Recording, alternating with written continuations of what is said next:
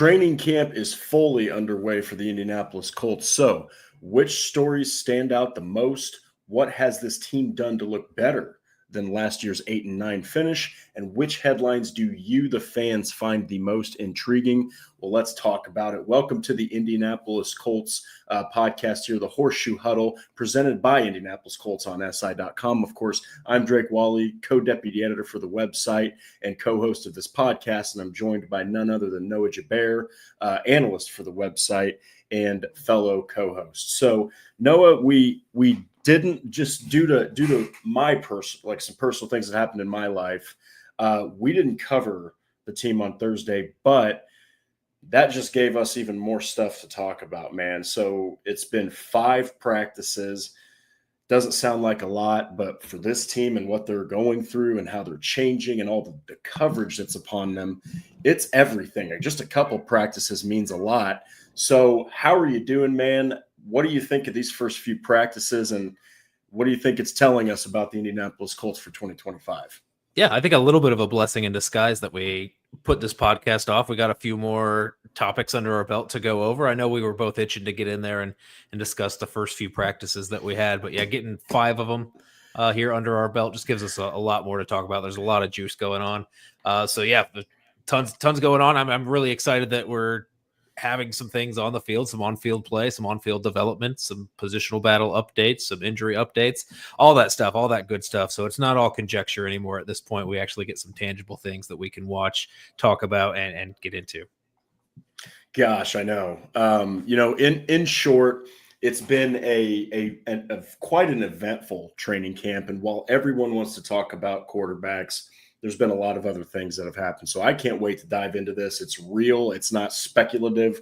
It's not like me and Noah had to come up with this out of nowhere. It really happened on the practice field in Westfield. So we'll go ahead and get to a couple of comments here. Tremel, Drake looking all big and stuff made my middle-aged dad self start working out again. I absolutely appreciate that. That's very nice. And of course, Patrick, thank you so much for your condolences. It means a lot. Teresa, nice to see you. Tony, how are you doing? It's nice to see you here too. So as people kind of get into the show here, we'll just very briefly before we jump into it here, Noah, and I know we kind of detailed it, but I really can't remember, and I've covered 2 of them, but I can't remember a training camp where, when I inevitably go on this Saturday and on August 10th, eyes are going to be on multiple spots. This is so crucial that they execute well in training camp, that their investments, their signings, their draft picks look good, got new coaches in some areas. So tell me a little bit about, your thoughts on what this training camp means for this team, because, man, as we've said a bunch, they're at a crossroads right now. They can go one way or another way, and this is really where that direction starts, is in training camp. Yeah, this is huge, and obviously the number one question everybody's going to have when all the national media guys come to Colts practices, they're all going to be watching Daniel Jones, Anthony Richardson, see how that quarterback competition's progressing along. So it's good that we have updates on that, but you're right. I mean, there's a ton of other places you got to look on this roster if you're looking for improvements and things that could just push you over the top and maybe kind of be the saving grace for the regime that's currently here. I think you got to look at all the young guys. You got to look at last year's first-round pick in Laiatu Latu, and you hope you're seeing a jump from him. This year's first-round pick in Tyler Warren. You need some early contributions from a lot of these rookies, and you need a pretty big second- and third-year jump from these other young players on the roster to really get you where you want to go. Yeah, and that's a really good breakdown, because this is both a veteran team, especially with Anarumo, especially with guys like DeForest Buckner, and you've got guys like Nelson and Pittman and just Taylor, a lot of veterans. This is actually a pretty young squad as well on defense, and now you've got Bortolini and Gonsalves, manning a very different looking offensive line. So we're going to go ahead and jump into the one that nobody can stop talking about, and all local and national coverage. As Noah mentioned, you're going to see, I wouldn't be surprised if we see guys like, Rappaport, Pelissero, Garofalo, guys like that at camp because of this. And that is the QB battle update. So in short, before this even started, Noah, and we've mentioned it, that Richardson looked like a quarterback that was real far behind. Yeah. And it wasn't even because of anything he did. It was because of what he couldn't do, and that is stay on the field. And, for those who are out of the know, his OTAs, his mini camp, barely saw anything. Of course, Jones was just fine. So he got to take all those first team reps. Before we even dive into this, obviously this is huge, but we've seen good, bad from both of these guys. But what we'll do is we'll actually address what happened today from our very own Jake Arthur, boots on the ground. He's got the Bible of training camp on Indianapolis Colts on SI, so we're going to refer a lot to that. But tell me a little bit about this quarterback battle. I know we've talked about it ad nauseum, but we haven't talked about it during training camp when you've actually seen throws get made and now pads are on. Yeah, and this is real. And obviously we're taking this with a grain of salt, not trying to read too much into these training camp stats and these stat lines. You see somebody goes 4 for 6 one day and the other quarterback goes 2 for 8. And you're just like, oh, it's over. Competition's over. This is a long training camp. Today was the first day they actually got the full pads on. Even then, if you're a quarterback, you're not getting the full look that you're going to be getting in the preseason games when there's live tackling, full contact, and you've got that red jersey off, and you're actually a moving target for some players in another colored jersey. So there's a lot to go in terms of this QB battle. By no means is anything solved. And I think maybe when we came into training camp, that should have been talked about a little bit more, about how long this battle probably will go on. Shane Steichen came out and said he's going to let this play out as long as it needs to play out for a starter to be named. He's not going to do that prematurely. I imagine we'll get at least 2 games into the preseason. Maybe before we hit that last one, he'll be ready to declare a week 1 starter. But I mean, it might come down to the last day of camp before he's ready to give the nod to anybody at that QB1 spot. But I think that time that Anthony Richardson missed this summer for OTAs was important. And I think it did allow Daniel Jones to step in there and get a little bit of an early lead on that QB battle. But man, these reps in training camp are just so valuable. And I think it's really proven that lead that we imagined Daniel Jones had, maybe that lead isn't as big or was never as big as we anticipated. And Anthony Richardson, Daniel Jones are still splitting those snaps 50-50. And Anthony Richardson's looked good some days. Daniel Jones looked good some days. It's kind of going back and forth. I think for the most part, it's like the whole offense looks bad one day and then the whole offense looks good another day. So it's not even like they're alternating days in terms of who really stood out. I think they've both been winners. They've both been losers so far in training camp. So I think it's still sitting at about even for Anthony Richardson and Daniel Jones here. Yeah. And we're, real brief, since it's camp day after camp day after camp day, you can't really talk about training camp practice number 1 in relation to today or Saturday. You got to talk about today or recent. So not even that long ago on Saturday, here's a fun fact. During 11 on 11s, Anthony Richardson was 4 of 14. Okay, this is no pads. All right, 4 of 14, which is 28.6%. Now, before people say, well, there's AR's inaccuracy again, got to turn to Daniel Jones. Old Danny Dimes, as he's so undeservedly called, was 5 of 14, which is 35.7%. And they both looked quite horrendous. In fact, Jake Arthur mentioned that I think it was on the Locked On Colts podcast, they were atrocious. And so you go from that to putting pads on, and they had an outstanding day. In fact, it was their best training camp practice. Both of them looked great. Granted, this was more of a run-heavy approach because they had the pads on, because they wanted to kind of, slowly integrate that passing game in. You got to think of this, though, Noah. Like, it's going to be, especially for Richardson, not so much Jones, because Steichen said he's doing a hell of a job. He's adjusting. He's learned the playbook. But Richardson has barely played this offseason. So he's going to have a little bit of a ramp.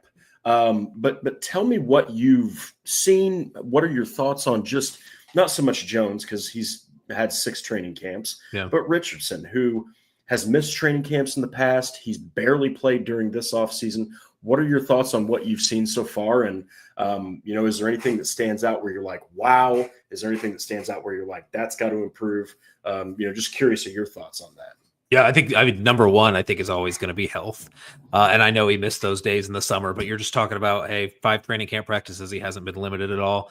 He came back with that little setback he had with his shoulder during the summer, and it seems like they're not really putting a ton of a limit on him. Maybe he's doing a little bit less when it comes to individuals, but at least in the team periods, he's getting just as much of a workload as Daniel Jones is. That's good for him. He needs to, first prove that he can be on the field and take all those reps.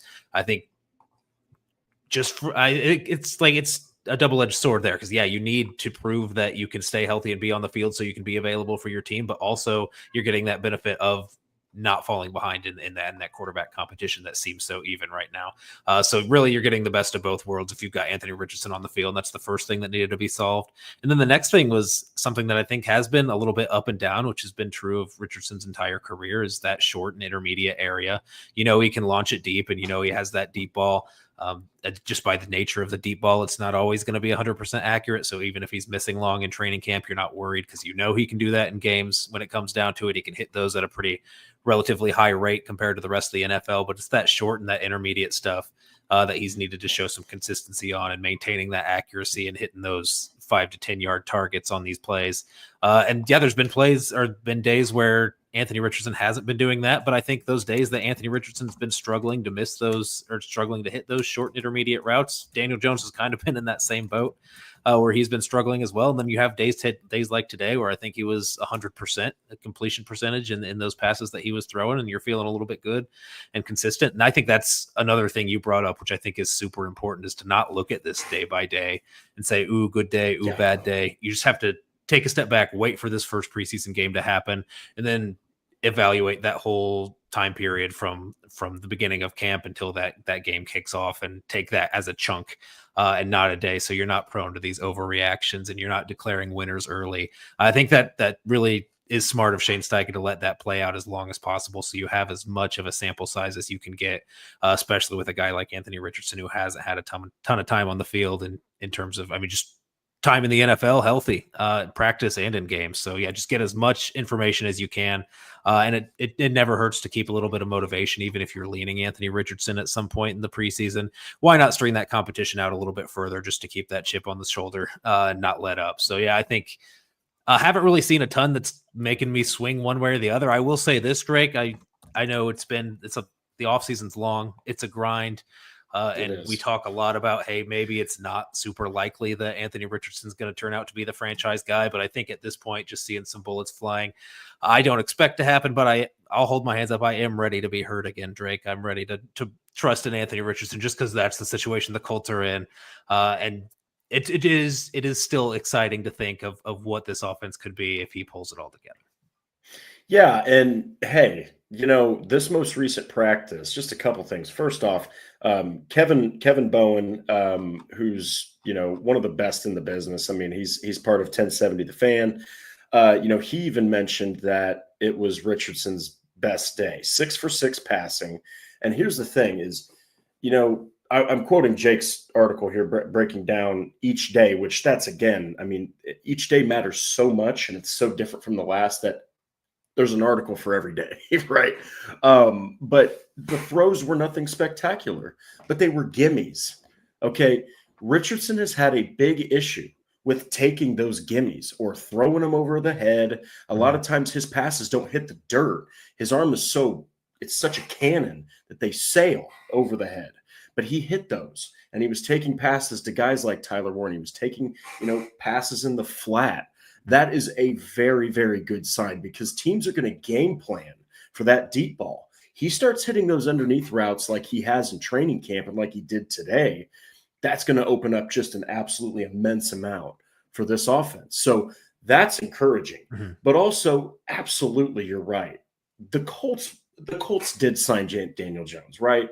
And while initially, as we've mentioned on the show, they did sign him for competition, guys, they also signed him because they were no longer 100% sure about Richardson.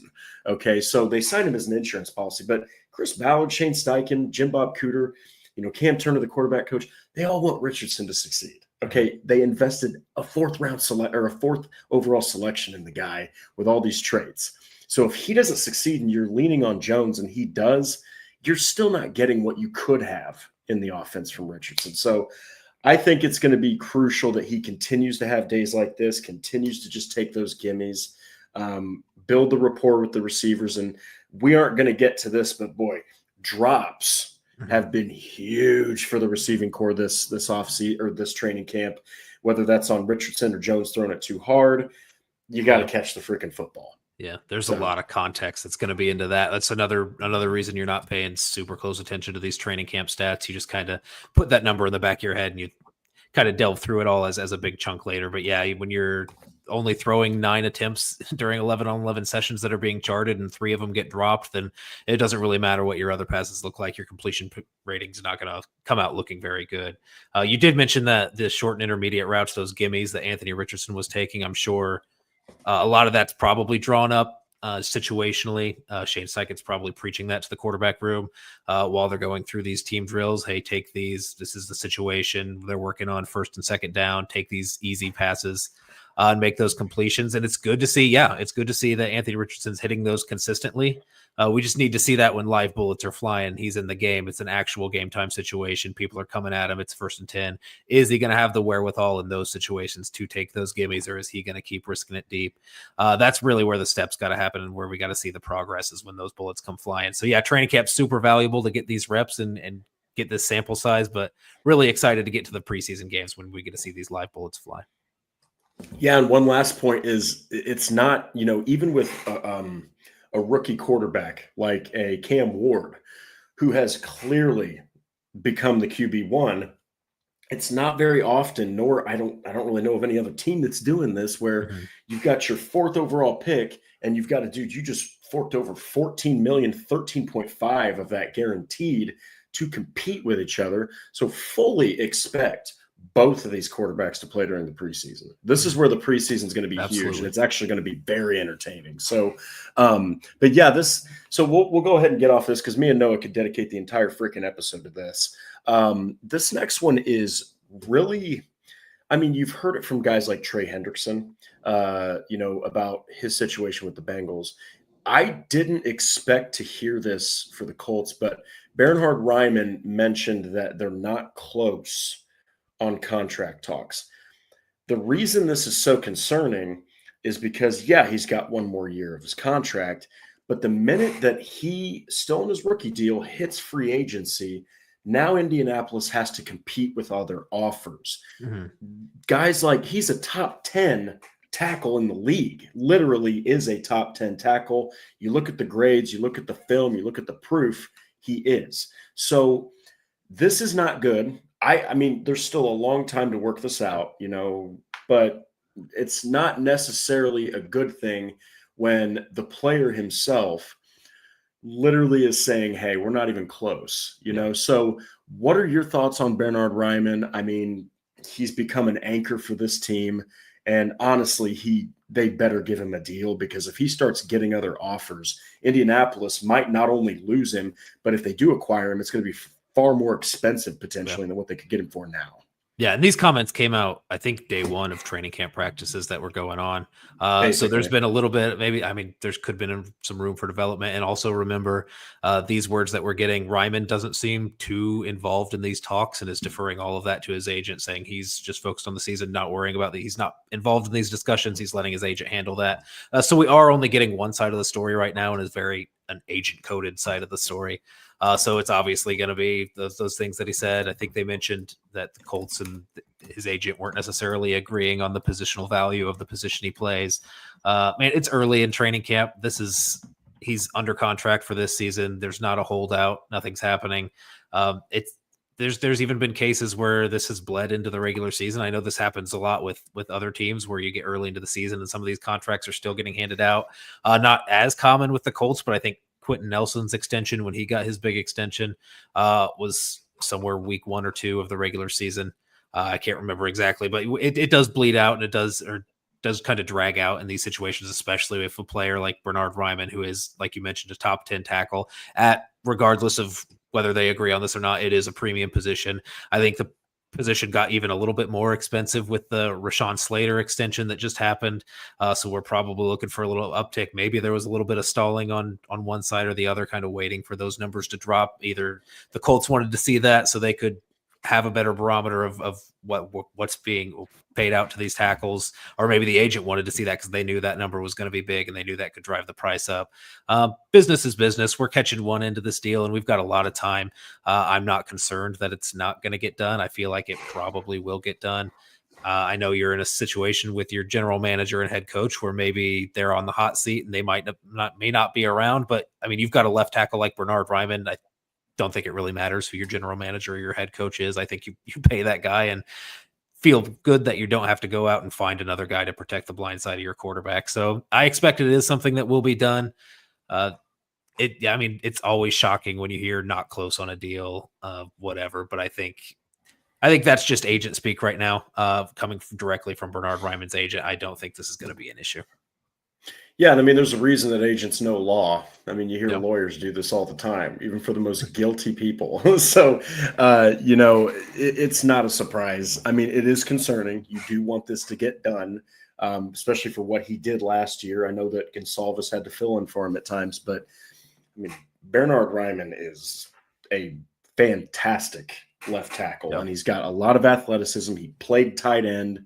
He's just got a very vast understanding of the game. And, especially with a guy like Daniel Jones, who's new, and a guy like Richardson, who needs all the protection he can get so he can throw effectively, whoever starts needs Bernhard Ryman. It's not like you've got a vet out there who knows the blind side super well, or a guy who knows the offense inside and out. So I do think this is maybe more encouraging than it is discouraging, because I think with new ownership taking over and the GM and the head coach on the hot seat, I think there was a possibility that the Irsay sisters could have just said, no more contract extension talks until we see the results of this season, and we'll go from there. I think that would have been a fair fair stance for them to have, but the agent, or Bernhard Ryman's agent, apparently relayed to Ryman that they are having the talks. Those discussions are being had. So it doesn't, maybe they're off on that number or what that's going to end up being, but they are having those discussions. I do think that is encouraging. That's huge. Yeah. And there's a couple chats I want to get to here. So Tremel said, sorry, gents, we'll catch the rest of the live later. My in-laws stopped by. Very fair. It's very fair reason to dip the show, man. So I hope you have a good day. And then we've got Kevin. Nice to see you. Mayotte caught one live. I'm a Colts fan from the other side of the pond. Nice. So excited that you're here. Thank you so much for making time out of your day to watch this show. We greatly appreciate it. And then one more here is DOS719 said he's going to get paid in reference to Bernhard Ryman. Look, they need to. If you let this guy go and you're leaning on Jalen Travis, for the future, if Ryman does inevitably go somewhere else for more money, that's a real big loss, and it would really be egg on the face of the Colts. So we have a lot of other things to get to here, but this one's really interesting because I remember scoffing at this pick. I was like, what are they doing? You kind of gave him a little bit of a mediocre grade. I didn't really give him the best grade when we graded the draft picks, but Chris Ballard gushed about this guy. Lou Anarumo, who I'll quote here shortly, gushed about this guy. Justin Wallally, to Patrick's chagrin, is looking pretty incredible with the rest of what is looking like a formidable defense under Anarumo. He's running with the starters inside and out, like you put here in the banner.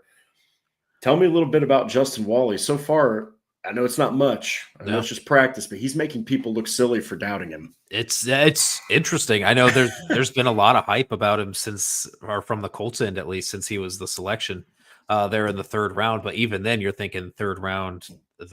You kind of have those spots filled out. Charvarius Ward's obviously taken one. Jalen Jones has played well for you. Kenny Moore in the slot. So you knew that they liked him. You knew they were probably looking for an excuse to get him on the field. But man, it looks like they are just really pushing for anything to have him play on the field. And this has kind of surprised me in a multitude of different ways, just how they're handling the cornerback position. They've got Charvarius Ward, Justin Wallally on the outside, and Kenny Moore in the slot. Then the next day they've got Juju Brents and Charvarius Ward on the outside and Justin Wallally in the slot. And then they have Jalen Jones and Charvarius Ward on the outside and Justin Wallally in the slot. Then they have Justin Wallally going back outside and Kenny Moore staying in the slot, and then Jalen Jones on the outside. I mean, they're just rotating these corners, but the one thing that's been consistent, I guess, outside of when Kenny Moore's healthy, he's on the field. When Charvarius Ward is healthy, he's on the field. But Justin Wally's been there regardless of what position needs filled, and they're making room for him.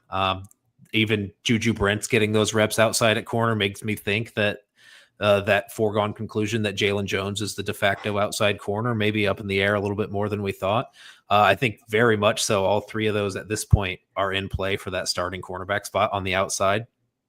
And just by the nature of the number of number one snaps that Justin Wally's getting, it seems like he might be. I mean, it's going to be hard to doubt him. I mean, they're doing everything they can to get him on the field. They obviously like him. Even 5 days in, they haven't taken a step back from that. They're still finding ways to get him in there with the first team and feeling very good about it, talking glowingly about it after every practice session that they have, because this has come up every time there's been a Colts coach going up there. Shane Steichen, Lou Anarumo, they're all talking about Justin Wallally and being asked about Justin Wallally, because I think it is surprising to a lot of people. That wasn't a position that you were expecting the Colts to address as early as they did in the draft, but they addressed it with a guy that I think maybe some people had him slated to go there, but I think some other media outlets and draft scouts, all those people were kind of expecting something a little bit later for Justin Wallally, maybe something around day 3. I don't think really anybody expected him to be outside or starting at one of the cornerback spots no matter what through 5 days into his training camp season, or his rookie season at training camp. So just crazy how fast he got on the field and how consistently they're finding ways to get him on there. Yeah. And, I actually am looking at my mock draft piece, and I had him in the 7th round getting taken by the Indianapolis Colts, which is, looking back, clearly there was something I didn't know that they did. But this is a quote from Lou Anarumo himself. Well, he's a smart kid. He did a number of different things in Minnesota. He's got a good football mind. He's got that skill set where his body type is similar to an inside-outside guy. He's got really good quickness along with long speed, so I like the ability for him to do both. Coming from a defensive coordinator who really likes his defensive backs, including safeties, you can tell Anarumo's had a say in some things. I mean, you acquired Charvarius Ward, you pick up Cam Bynum, you pick up Corey Ballantyne for depth and for special teams. You get a guy like Justin Wallally. I mean, it makes a lot of sense. I've personally been very surprised, but Patrick mentioned something very, very profound. Last year, A.D. Mitchell looked fantastic in training camp. Reggie Wayne was like, he is going to basically, in paraphrasing, the coach, he said, this kid is going to really put the NFL on notice, right? So rookie year is really tough, especially when you're dealing with, some of the best pass catchers in the NFL. But it is interesting to see that Justin Wallally has executed so well. Yeah. And like you said, they can't stop talking about it. Yeah. And I think what's also impressive there is multiple positions. They're putting him in with the first team in the nickel, in the slot, and they're putting him on the outside. It feels like, that's both labeled cornerback, but those are two entirely separate positions with different responsibilities that of defensive coordinator, who notoriously hasn't trusted young guys in the past in the defensive back room, is putting his trust in him in multiple spots as a rookie, 5 practices into his rookie year. I mean, obviously we're going to have to wait because we get excited about all these people in training camp, right? Rookies are, I think, the number one culprit that people get excited about. And there was a lot of talk about A.D. Mitchell and from all the coaches about how impressive he had been. But he also wasn't like out snapping Alec Pierce right when he came into training camp his rookie year. And Justin Wally's doing that to guys like Juju Brents and Jalen Jones. So I think it's a little bit of a different conversation, but we'll have to see. Yeah, like I mentioned with the quarterback, once those live bullets come, can he keep up? It's hard to imagine that he won't. I think physically he has the capability to do it, and mentally the coaches are raving about him. Things are definitely trending up, but also cornerback is such a fickle position. You get burnt twice a game and you're benched, right? So you don't have a ton of room for error as a corner. So it's all up in the air at this point. Yeah, we'll have to see if he can continue that. He's got, if we're going by so far, it looks pretty good. And guys like Juju Brents, man, it's looking really interesting for a guy like him because you got a rookie out snapping you. That's gonna be something to watch. I know everyone's about the quarterback, but watch out for that cornerback spot where Juju Brents is almost fighting for playing time at this point. So this next one, this is both encouraging and a little bit disappointing because you want to see guys like Josh Downs and Michael Pittman Jr. get named more than anyone else in the wide receiver room. But man, Alec Pierce looking freaking great, honestly. And for a guy that has been considered just a deep threat, and we've mentioned on this show that he is who he is. He's got the deep threat ability. Was the top guy throwing, connecting deep last year in the NFL. It's pretty cool that he's like, I mean, it's not just deep passes, basically, guys, that he's catching in training camp. He's doing everything. He's becoming a guy that is going to make plays pretty much all over the field. What do you think of this? Because he's building off of that breakout season, and so far he's making it work with both quarterbacks. Yeah. And I think that's the big thing, making it work with both quarterbacks. He's going to be conducive to Anthony Richardson's playing style, who loves to chuck it deep, loves the deep ball. And Alec Pierce is going to be that guy who's going to go more often than not win those 50-50 balls. But then we were worried a little bit about what his production might look like if Daniel Jones is in there and he's more prone to take the check downs and the first quick read. And if Alec Pierce is going to be able to make himself available on those short and intermediate routes, like we've talked about, Michael Pittman being excellent at, Josh Downs being excellent, getting open and creating separation in space. This was really where we talked about Alec Pierce needing to round out his game. He's one of the best deep threats in the NFL. And I think teams would be more than happy if that's all that he was. But obviously if there's room to grow, it seems like he's going to take it. And I don't necessarily think, or I haven't necessarily been in the school of thought that he was going to be one of these guys that was going to really round out and be a full-fledged like wide receiver one on all three levels of the field. And I thought he was just going to be this deep threat that he's been. And I was really stoked about that because that's such a valuable thing to have in an offense. But yeah, I mean, we're last year of his rookie deal. He's coming up in a contract year. This would be the year that he needs to prove that he can be a wide receiver one if he really wants to go for that next level of a payday. Because obviously he's already very valuable to other teams around the league. I know the Colts were fielding some trade calls for him. There was talk of second, third round picks being offered up for Alec Pierce. I don't know the validity of those rumors or whatever, just a number that I heard was being thrown around. But yeah, obviously that's super valuable just with what his skill set was last year. If he's able to round that out and really become a threat at more than one aspect of the game, then that really opens things up. And I think it does make the conversation interesting for how you're looking at your wide receiver position going forward. It is a contract year for Alec Pierce. Maybe A.D. Mitchell isn't far enough along to replace a guy like Alec Pierce in your offense.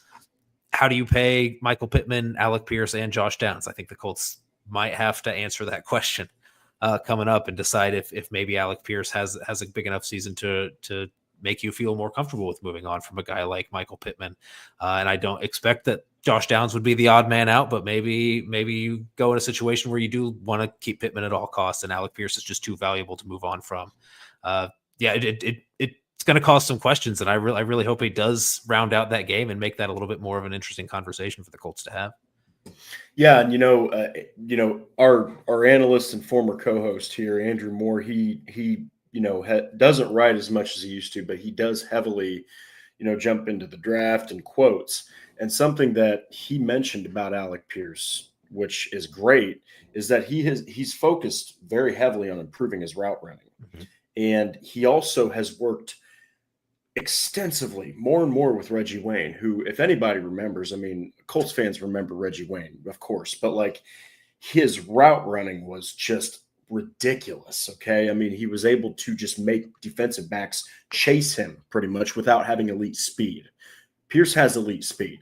So if he can start running routes better while also being this deep threat, it doesn't matter who starts at quarterback. We've mentioned that he's going to have to do something like that to make it work with a guy like Daniel Jones. Well, a guy like Anthony Richardson needs all the help he can get. So if he can start running better routes, man, that's huge because he's already got the body of a deep threat. Yep. So, but yeah, go ahead. Yeah, we mentioned that Daniel Jones say you need to make it work for a quarterback like that. But yeah, also giving Anthony Richardson something else to work with other than the deep ball, giving him some other options. Say, hey, we've got three guys on the field at all times that can get available for you, get open at multiple levels of the field. You don't always have to push that deep ball. Maybe that encourages a guy like Anthony Richardson a little bit more to take some of those shorter routes and shorter completions, a little bit of higher chance shots that he's taken. So yeah, I think it works out for Daniel Jones, obviously, because that's going to be the primary way he's going to be able to get the targets from a guy like Daniel Jones. But also, I think if you've got Anthony Richardson on the field, just helpful to have as many guys as possible on the field that can get open in more than one way. Yeah, and we'll go ahead and transition this and do another receiver who, with all fairness, he did have a good day today. But man, A.D. Mitchell, if you encapsulate his entire training camp, he's not looked like a guy who's going to make a big transition into year 2. Mm-hmm. Now, I know that I personally have, and I'll always admit as an analyst when I've been an analyst, okay, and I've kind of drug the kid through the mud a little bit. But the talent, the ability, the fit in this offense, the variety of ways he can beat a defensive back, whoever's covering him, it's immense. So he did have an incredible play against Charvarius Ward, which is very encouraging. Of course, he looked good in his first training camp. He did still have a couple drops here and there, but you didn't think it would be as bad as it was during the regular season. So tell me a little bit about A.D. Mitchell. Do you think he can build off of this training camp practice? Because it's only his second season and he's super young. Yep. My goodness, when you got Pierce doing what he's doing and you got a guy like Anthony Gould starting to actually look like he might be able to be somewhat of a receiving threat, it really puts pressure on A.D. Mitchell to keep this up. Yeah. And you have to remember, he is such a young guy, 2nd round pick 1 year ago. You don't give up on guys like that early. I know it's popular opinion in the Colts fan base to see what happened last year and the ways that he was disappointing. Just kind of take that a little bit more personally than you do with some other guys who aren't performing. You take it a little bit more personally when A.D. Mitchell is alligator arming some passes and shying away from contact, and maybe the effort doesn't look like it's all there.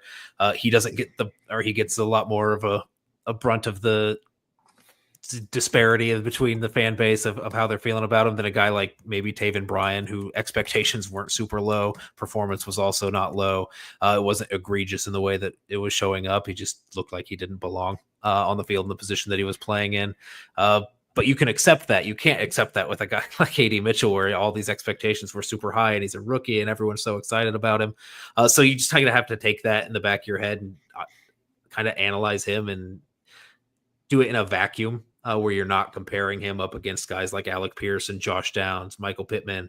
I know Anthony Gould's coming along and they were drafted in the same year. Anthony Gould was lower. I think you have to forget that also and just focus on A.D. Mitchell's development. I think the biggest thing for him is the ways that he was not performing well on the field last season are very specific to live contact situations where in training camp without pads, a one-on-one versus DBs, you hope he wins those and you hope he comes down with those catches. You expect him to do that. So when he does those things against Charvarius Ward in training camp, you're like, wow, yeah, Charvarius Ward, former All-Pro, awesome that he did that. But yeah, that's where you should win. What we need to see is in these preseason games, these regular season games, you actually turn that into production, because that was entirely missing last season. And a lot of it was because, effort questions and being in the wrong place at the wrong time, and maybe not selling out for a catch and coming up a little bit short or giving up on things a little bit too early. That's when you need to see the improvements from him, because physically creating some separation, just those athletic skills and what he can do when he has the ball in his hand, I think speaks for itself. We just need to see everything else come together and some actual production come together. Yeah, there's, to kind of put a bow on this, there's just so much of a threat there. And you're talking about Michael Pittman, Josh Downs, Alec Pierce, and Tyler Warren, and that's without even bringing a resurgent A.D. Mitchell into the conversation. You bring him into the conversation, you've got yourself a real threat for a defense to have to handle all 5 of those guys, in any given set or mix and match, whatever. So the hope, anyway, for the Colts especially, is that he can do something with this second year, because if he can – man, it really helps everything. Yep. It really does. The more weapons you have, as the Kansas City Chiefs have shown in the past, I mean, the more weapons you have to attack, the better your offense runs. So this next one, very brief. You know, we don't have to get too far into it, but the new look offensive line has looked promising. And I'll quote Jake Arthur's Day 5 piece here. The offensive line performed well, which you'd hope for with the pads going on. They gave the quarterback enough time to deliver the ball well. They also opened lanes for the ground. For the running backs, Tanner Bortolini and Danny Pinter continued taking turns with the starters each day at center, with Bortolini getting the nod on Monday. So you're seeing what you hoped you would see, especially with the departure of Kelly and the departure of Fries. Gonsalves and Bortolini have looked the part, but Bortolini, I think, is in a little bit more of a competition for starting center than we figured he'd be. Aside from Gonsalves, I mean, he better beat out Dalton Tucker. That's all I'm going to say. Nothing against Tucker, but what are your thoughts on this center battle? Because I think at one point and many across the board were like, well, Bortolini's the guy. Yeah. I do kind of want to hit on Gonsalves too. I'll make that really short because it's, like you said, not as big of a battle. I think the good sign there with Gonsalves is, hey, this is a position he hasn't played for a long time. He took almost all of his snaps in college at tackle, all of his snaps during the season, even through practices were at tackle. Not a lot of looks at guard. We finally put him in at guard. We're through 5 practices, the first fully padded practice with the offensive line, and we're not experimenting throwing these other guys like Josh Sills, Dalton Tucker into the lineup. I think that's when you would maybe worry about it. So I do think it is a good sign that maybe it's not a clear position battle and you're not really expecting him to lose, but I think it's a good sign that they're not throwing some other guys just to kind of see what's there. So I think that at least shows they do have some confidence in him at this point from what they've seen for him at right guard. But as far as the center competition, yeah, I think this is another one where I think it does make sense to kind of let that play out and give Danny Pinter as much chance as he can to kind of earn that job. I don't necessarily think that's the way it's going to end up going. But I think he's earned the right to compete for that starting job. Like we mentioned in a previous episode, he's been around with the system. You don't want to rely too heavily if you don't have to on too many young guys on the offensive line. If you feel like the floor is a little bit higher with a guy like Danny Pinter in there and maybe the ceiling's not as high, maybe or Bortolini is a guy that can push the ceiling of the offensive line a little bit higher. You kind of have to weigh the pros and cons of that when you're deciding who you're going to give the nod to as the starter. Are you willing to live with a little bit more up and down with Tanner Bortolini if you feel like he can develop into a higher caliber player, or do you want that stability in there at center, especially with the instability that you have there at your quarterback spot? Maybe you want to shore up that center position and make it probably going to come down to who's communicating at the line better and helping out with these checks and really having some chemistry with this quarterback along with the 2 guards beside them. You think Tanner Bortolini can be that guy? That's who they drafted him to be, but also Danny Pinter's been around that building, been with these guys and has that chemistry. So yeah, I think it's more of a battle than people think. Yeah. And, just to kind of throw this in with the offensive line before we move on, Braden Smith, has said, quote, I'm in a spectacular place. And for those who don't know, the guy was going through mental hell with his OCD, and it was really bad. I highly encourage people to go read Andrew Moore's piece that he released on the site today. You got to hear from Braden Smith himself. And eventually at one point he got incredibly candid. And I remember there were fans, including, and analysts that were like, what is wrong with this guy? Mm-hmm. Why is he not available for his games last season? Oh, he's injured again. It was a lot of mental issues that he was going through. So I'll tell you right now, Braden Smith is still a hell of a right tackle. Yeah. I hope he has just an absolutely incredible season, and I hope he stays healthy. So yeah, and this is new look offensive line. Maybe that part's not necessarily a new look, but when you have those new guys in there, even if it does end up being Pinter at center, you've got 2 new starters in there at center and right guard. You want some stability out there at your tackle spot. So yeah, you always want to, and you don't want to throw a guy like Jalen Travis, Blake Freeland out there too early when they're not ready. Swing tackle doesn't look great. I know there's some optimism with Travis, but the depth it doesn't inspire a ton of confidence. So that's a position you needed to shore up. With the departure of Will Fries and Ryan Kelly, you do get a little bit of stability sticking around on the right side there with Braden Smith. Yeah, and to kind of this one doesn't even have to be that long either, because I think that we expected this, but Tyler Warren is becoming a safety blanket And Anthony Richardson in a recent practice really started to build rapport with Tyler Warren. This is just very encouraging to see because I completely understand that, tight ends like, Trey McBride, 100+ catches last year, Brock Bowers, best tight end rookie season for a tight end that I think the league's ever seen, that I've ever seen. People love those receiving threats, those offensive weapons. But Tyler Warren is literally an offensive weapon. He can do everything you need him to do. So the fact that he's excelling as a safety blanket is great, but he's also used as a fullback and running plays.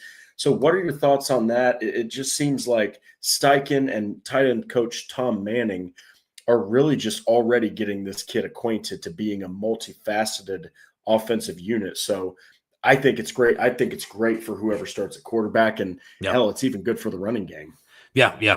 Good for Shane Steichen as well, because it allows you to be in that personnel set where you just have that one tight end and you can run anything out of that set and feel comfortable that Tyler Warren is going to be reliable for you as a blocker and as a receiver. So it opens a lot of things up. It's something that they needed in a do or die year where you need results early. You want a guy that can come in immediately and really raise the floor and the ceiling of the offense at the same time. I think it helps receivers on the outside, draws a little bit better matchups for some people in the slot if you've got some more attention on your tight end position there.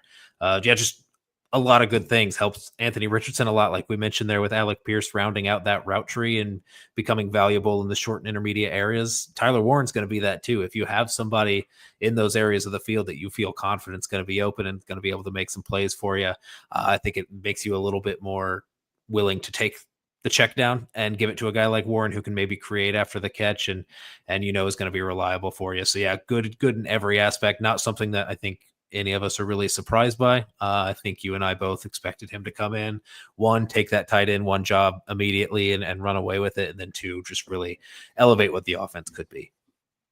Yeah, and you just hope to continue to see this. And there's really not much else to say other than this is exactly why the Colts spent their first round pick on Tyler Warren. Okay, so I fully expect Warren to continue to get more used to the offense and building rapport with those quarterbacks. Very brief here. Teresa mentioned, where can I find Andrew's article on Braden Smith at? Noah went ahead and threw this in there, so go ahead and hit that, copy and paste, or hit that URL, whichever one way it works. Go check that out because it's good stuff. I mean, Andrew covers it from top to bottom. So this next one here, this one is strictly because there's no one else that can play this position right now. Jalen Carlisle has been, he has been getting his reps, but this one is really interesting because Joe Bocci and Cameron McGrone are getting legitimate reps at linebacker, and Bocci specifically today. He had Jake mentioned, pretty much through all the training camp, it's been routine for this guy to make big plays. And every day at camp, even during, the spring workouts, once he was brought here, he'd worked with Anarumo. It just seems like it's really making his stock in this defense go up. Fully expect him to go back to backup unless, a guy like Carlisle can't, he doesn't fit the starting mold or Franklin gets injured again. But tell me a little bit about both these guys, because while it sucks that your starters are hurt, it really does give you a glimpse into what your depth can do. Yeah, and good to see them out there making plays and not being absolute liabilities, because I think a lot of people were worried about that. Just how they didn't really address linebacker Hunter Wohler, a 7th-round pick who might actually be a safety. It's really the only way that they address the linebacker position outside of this addition of Joe Bocci and an undrafted free agent. So, yeah, I mean, it's good to see them out there. This is entirely because Zaire Franklin has not been on the field for any of these first 5 training camp practices. So alongside Jalen Carlisle, who is playing the will in this defense, you need to fill out that Mike spot, and this is that backup Mike, the guy who's wearing the green dot on the helmet on the field, who's making the calls. No, it makes a ton of sense that it's Joe Bocci in there getting the first run at that because of his history with Lou Anarumo and his experience in this scheme. And good to see him taking advantage of that opportunity and really kind of running with it. And then you have Cam McGrone, who's also getting some reps with the first team there at that Mike spot. And this is a guy who really athletic, former 5-star recruit, or a former, really maybe a 4-star recruit, and highly touted when he went to Michigan, and then just didn't really turn out to be too much when he got to the NFL. Was with the Patriots and was waived. The Colts claimed him, but obviously somebody that the Colts have believed in because they brought him back on that reserve future deal and they're giving him some reps. So good to see a young guy take some snaps here and good to see him getting that opportunity because Walbacci may have that advantage with his experience with Lou Anarumo at this mic role. Maybe Cameron McGrone is maybe a long-term project that can grow into that role. And maybe sometime throughout the season, if Zaire Franklin goes down, maybe they do feel more comfortable with McGrone after he's gotten some time in the system and he might end up being the guy. So this is, something to watch. And I think it's important to note, this is Zaire Franklin's spot. I think if we were having a different conversation and Franklin was in the lineup and Jalen Carlisle was the one that was missing some time, I think we'd be talking about some other names. We'd probably be talking about Liam Anderson. We'd be talking about Shegun Alubi, some of these other guys. So I think it's really made the picture a little bit clearer of what this depth looks like for each of these spots at linebacker. So something that people have been worried about. You and I have talked about multiple times about how the depth at linebacker doesn't look that great. So finally good to see some encouraging signs as we talk about depth there. Yeah, and that's huge because there's been, people that are like, well, they need to sign someone. And, I think it was Andrew on our Bleacher Report podcast who mentioned this, he felt that if they were going to do that, they would have done it already. But it looks like, and they did sign Joe Bacci. I mean, it looks like they've got themselves they're comfortable with what they've got. You've got Alubi, you've got McGrone, and you've got Bacci. And Bacci specifically has been able to show, hey, he might be that guy, that thumper that you get to put in there if one of these guys needs a breather or if one of them is out for a couple games with an injury, or, God forbid if Carlisle doesn't work out, because I fully expect Franklin being a captain and what he's done, he'll play regardless. So this next one, I think, who mentioned this? Yes, Steve, you read our mind, man. DJ Giddens looking good in camp. So this was specifically today. Yet again, he stood out with great runs. Now, obviously, guys like Nelson and not even Nelson, but Buckner and Taylor, they don't necessarily need to have training camp practices to be superstars, So guys like Giddens, guys like those rotational defensive tackles like Gallimore, they're going to get looks simply because the Colts don't need to start their starters in certain areas. But we've talked about this, man. Giddens has a very interesting skill set. He has been compared to Jonathan Taylor. You could kind of say that until he proves it, he is Diet Coke Jonathan Taylor. Yeah. But that's fantastic because the dude was drafted to complement Taylor. So tell me what this means to you as an analyst, because last year Taylor, as we've mentioned over and over, he probably was used a little too much despite his skill set. So this is very encouraging, especially in a run-heavy offense when inevitably Taylor's going to need to rest. Yeah, that's the big thing immediately is that workload. You have to take something off Jonathan Taylor. So as comfortable as you can get with the people behind him, the better. Like the more comfortable you are, the better with people you're going to have filling in for those snaps. And DJ Giddens was a guy that the Colts liked immediately when they drafted him. I guess kind of similar to how they talked about Justin Wallally, except he plays running back and you're not taking Jonathan Taylor off the field to get DJ Giddens in there, where you maybe had some room to put Justin Wallally in. DJ Giddens is going to be a number 2 at best this entire season.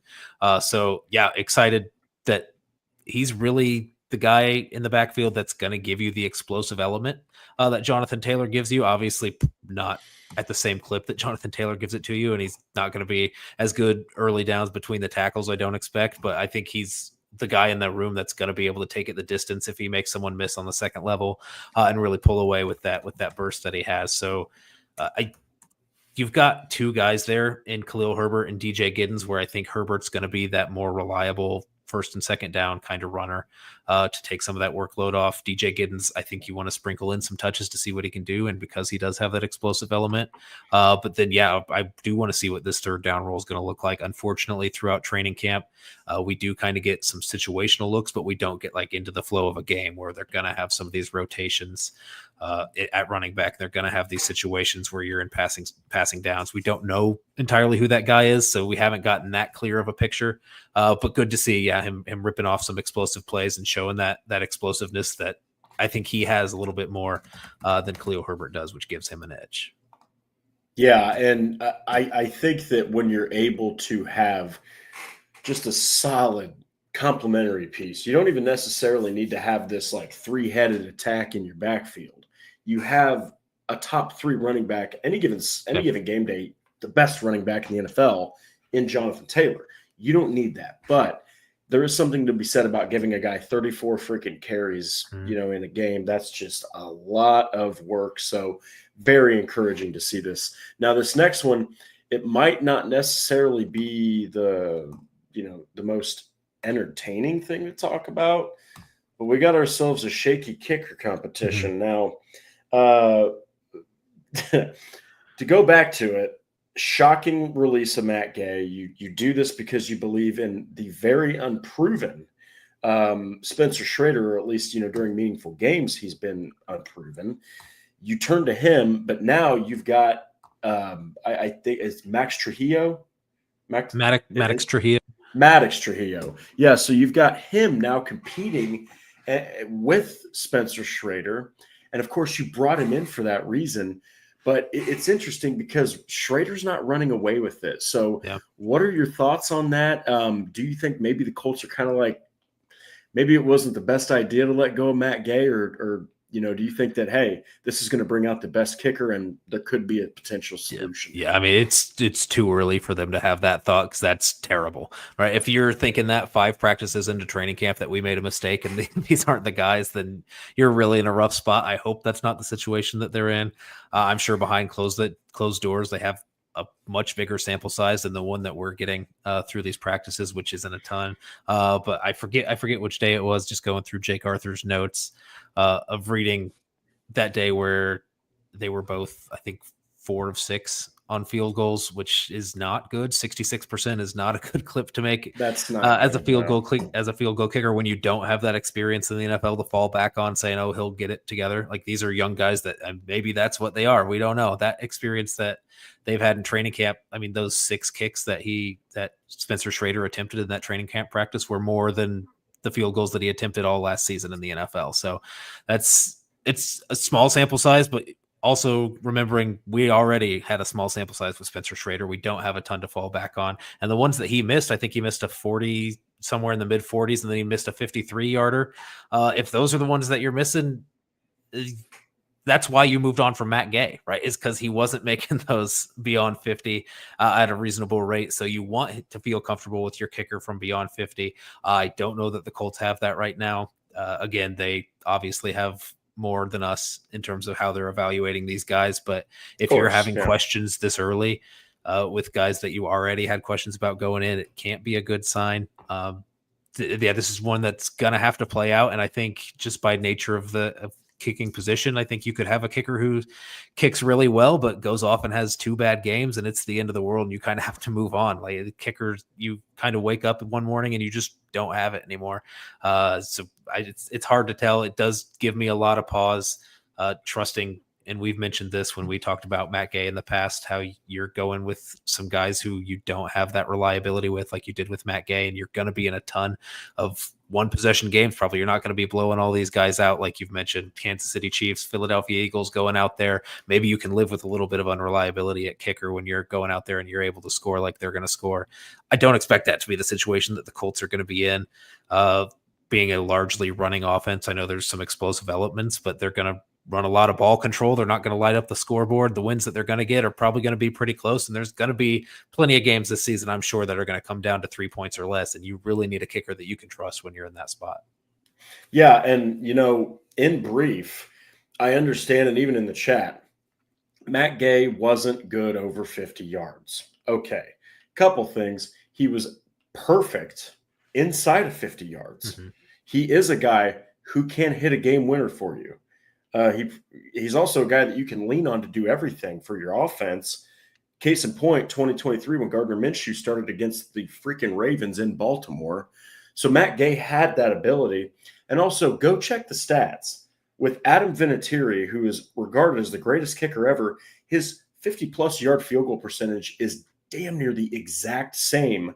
And he's going to finish within just a few years with more 50-yard attempts than Vinatieri had in 20-plus seasons, because Vinatieri had Tom Brady, he had Peyton Manning, he had Andrew Luck.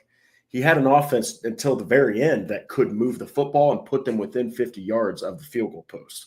So all I'm saying is that Matt Gay, he wasn't extravagant from long, but he was reliable from within. Yeah. So I think that there's something to be said about that. Yeah, and I don't want to bring up Matt Gay every time we have this conversation about the kicker competition. You have to. But you have to, because this was an active decision that they did not have to make, but did make to move on from a guy like Matt Gay. They chose that, and it's a risky choice.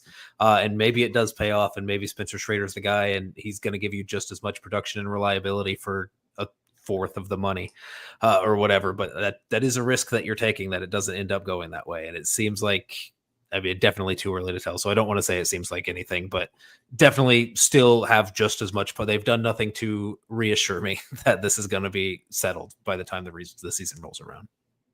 Yeah, and so with that being said, we'll go ahead and transition to the last piece here. We did get an injury update. Jack Wilson, tackle for the Colts, is on IR because of a pec injury that he sustained in training camp. So the Colts used that to they followed that up with a signing of former Baltimore Ravens defensive tackle Josh Tupou, or I think it's Tupou. You got a guy who is literally designed to plug up space. He's 350 pounds. He's 6'3". I personally love this signing because you've got an unproven guy in Tim Smith, who's a rookie. Mm-hmm. You've got a guy in Neville Gallimore who is not. I mean, he's built more than 300 pounds, but his skill set is definitely of the pass rushing variety on the interior. This is a good signing. And if you can get a guy like Josh Tupou to actually, even if he's just practice squad, to show looks of a guy who's going to plug gaps and make your running back make decisions, that's great. And if he does get a roster spot, I mean, you've got a guy who's at least going to force potentially some double teams or some interior offensive linemen to work pretty hard. Yeah, it is Josh Tupou. I didn't know either, Tupou. So I Googled the Colts press release while you were talking there. So we do have the official pronunciation there, Josh Tupou. And I think this is interesting because, a veteran guy, 31 years old, 6 of his last 7 seasons spent with the Bengals, very familiar with Lou Anarumo in this scheme. No surprise. I think that's an interesting conversation to have when you're talking about this, when you've got guys like Tim Smith, Eric Johnson, Adetomiwa Adebawore, these young guys that are in there on the interior defensive line, and you get a few practices into training camp, and you make a decision to bring someone who's a little bit more familiar. Maybe it isn't necessarily saying anything about the young guys and how they're adapting to the scheme, but I think it does say that, hey, these young guys would benefit if we did have a veteran in here who knew the system, could help coach them up a little bit, or somebody that we could rely on a little bit more easily, or sleep a little bit easier at night, knowing that he's the next man up in a situation where if Grover Stewart goes down, he's a guy we can fill in, because he's a big guy, 6'3", 340. You mentioned he's very much in that mold of behind Grover Stewart as that backup one tech.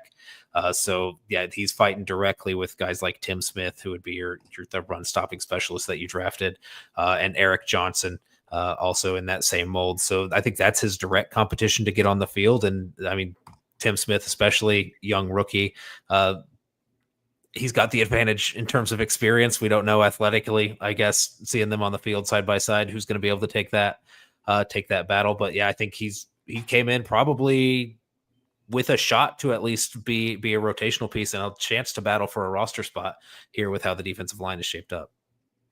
When it's all said and done, this defense so far in training camp, I understand the offense has got the weapons and the quarterbacks, and you're looking at certain pieces there. This defense has been impressive. It's not been easy for the offense to move the football, and I know that everyone's like, well, why? They got to move the football better. Man, the defense is putting the clamps on the offensive play calling. So I think that you're excited even about an addition like this, because the ground attack with Taven Bryan, who, with all due respect, wasn't used even remotely like he should have been, but him and Raekwon Davis were just liabilities when they were out there. So if Tupou makes the roster and him and Tim Smith are a couple of guys, and you can still get Neville Gallimore in there, man, that is probably some of the most, if Tim Smith pans out and Gallimore does, you've got one of the most formidable depth like setups in the defensive interior that I've seen maybe since Grover and DeForest were a duo. Like, so that's going to be interesting, and I'm pretty excited about that. But that's our show, folks. We're already running over by 5 minutes, so don't forget to like the Horseshoe Huddle on Facebook, follow Indianapolis Colts on SI.com, and of course on X. We are at the very complicated tag of Colts _SI. Subscribe to us on YouTube and click that bell to turn on all of your notifications, especially during the off season. So want to listen to the Horseshoe Huddle podcast? No problem. Noah uploads them to Apple Podcasts, Spotify, and those translate to wherever else you listen and get your audio consumption of the NFL and the Indianapolis Colts. So, guys, it's all about training camp. And until otherwise proven different, we are going to continue to just update you on the days that pass. So when we rejoin you all on Thursday, we're going to be talking about days 6, days 7, and days 8. So thank you so much for everyone for joining. We hope you have a great evening, and we will be seeing you all again to talk training camp here in just a few days.